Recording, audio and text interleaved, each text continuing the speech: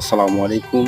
তো গাইস, তো গ্রামে না আসলে গ্রামের যে একটা পরিবেশ, যে একটা প্রাকৃতিক সৌন্দর্য আপনি বুঝবেন না। তো পুরাই আগের দিনে গ্রামের মতন একটি জায়গা আমি একটু আসে বললাম। জায়গাটি হচ্ছে আপনার ইয়াকুবনগর। আপনার উত্তর দিকে কয়েকটি বাড়িঘর হয়েছে, খুবই সুন্দর। তো আসেন আপনাদেরকে দেখাই গ্রামের ফিলটা আপনাদের বুঝাই।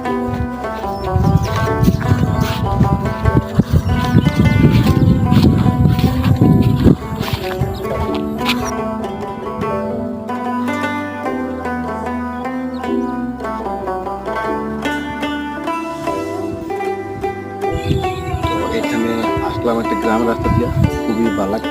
তো এখানে বাড়িঘরটি দেখলাম, বুঝছি মানে আমাদের যে দালান কোটা আছে, আমাদের বাড়ির পাঁচতলা ছতলা বিল্ডিং আছে, এটা তো অনেক ভালো। মানে আসলে মনে শান্তি শান্তি লাগাতে, শান্তি দরকার। যে এটা আমাদের ইন্টারনেট নাই, যে কোনো একটা শান্তি পাবেন।